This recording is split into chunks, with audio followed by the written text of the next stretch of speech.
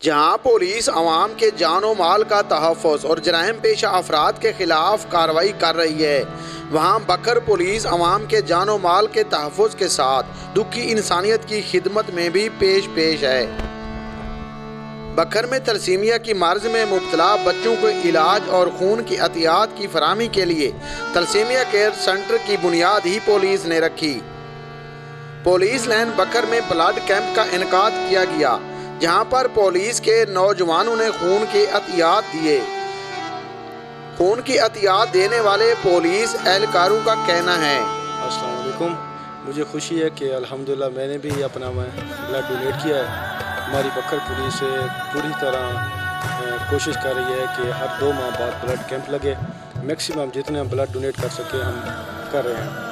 आज भी डीपीओ साहब के एफर्ट से हमने ब्लड डोनेट किया है और अल्हम्दुलिल्लाह 50+ बोतल हम डोनेट कर रहे हैं। और मुझे भी खुशी है कि मैंने भी ब्लड डोनेट किया अल्हम्दुलिल्लाह।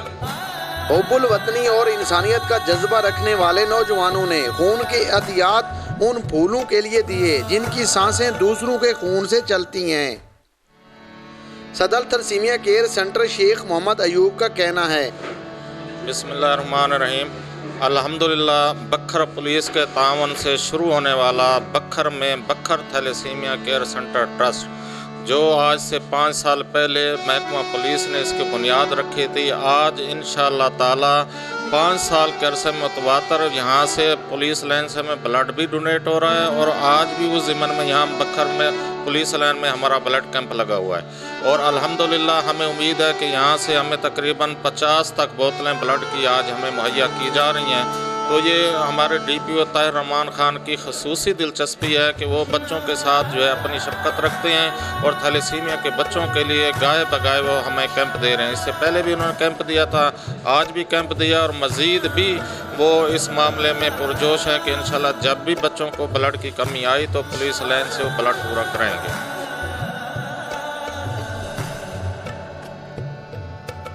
400 से ज़ायद बच्चों को खून की अतियात फराहम करने वाले, दर्द दिल रखने वाले यकीनन खिराज तहसीन के मुस्तहिक हैं। कैमरामैन मोहम्मद अशरफ के साथ असलम बलोच, 12 न्यूज़, बकर।